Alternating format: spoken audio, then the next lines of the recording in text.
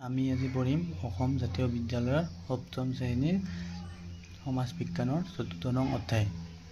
ইয়াৰ প্ৰথম কোৱেশ্চনটো হ'ল ভূগৰ্ভত থকা গলিত পদাৰ্থবিধক কি বুলি কোৱা হয়?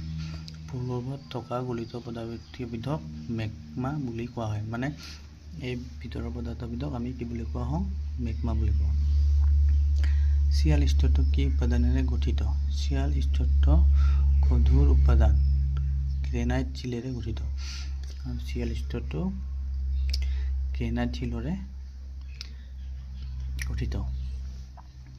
লৌহ আৰু নিকেলৰে গঠিত স্তৰটোক কি নামেৰে জনা যায়?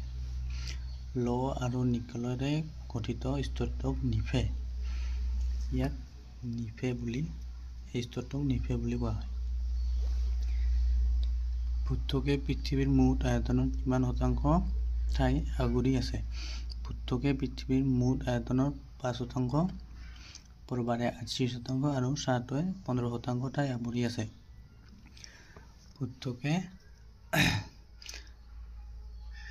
৫% সীমাটো প্ৰবাৰে ৮০% আৰু ই ১৫% ঠাই আৱৰি আছে।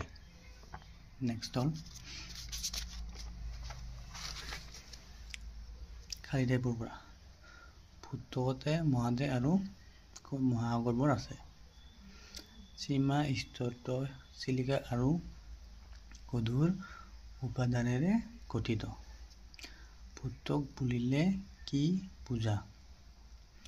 পৃথিৱীখন বিভিন্ন পদাৰ্থৰ সংমিশ্ৰণত গঠিত হৈছে। পদাৰ্থবোৰৰ ওপৰত ভিত্তি কৰি পৃথিৱীক কেইবাটা মণ্ডলত ভাগ কৰা হৈছে। কেইবাটা মণ্ডল মানে ১টা ২টা ৩টা।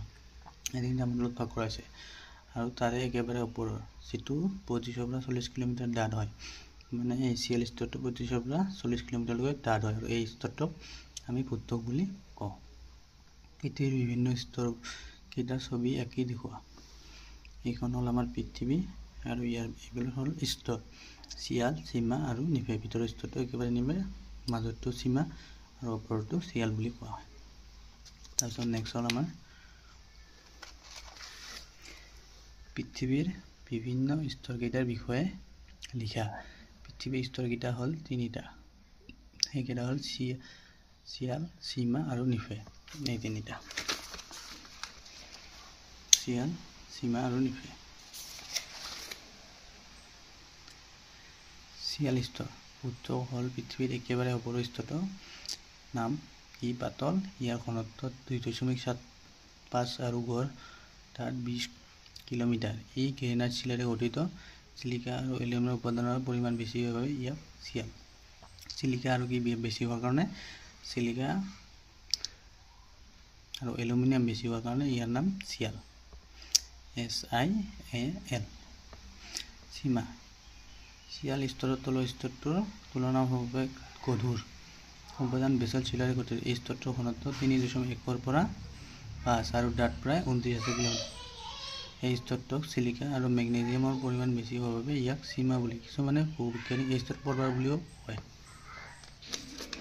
মানে এই স্তৰটোক আমি সীমা বুলি কওঁ।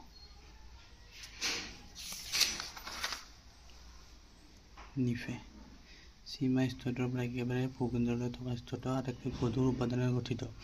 এই উপাদানৰ ভিতৰত নিকেল আৰু লৌহৰ প্ৰচুৰতা অধিক। এই স্তৰটোৰ ঘনত্ব ১১ আৰু প্ৰায় ৩৫ কিলোমিটাৰ। এই নিফে বুলি কোৱা হয়। এইকেইটা হ'ল শ্বৰ্ট ফৰ্ম কিছুমান চাই ল'ব। Thank you. আৰু এনেকুৱা ভিডিঅ' চোৱাৰ কাৰণে ছাবস্ক্ৰাইব কৰি দিব।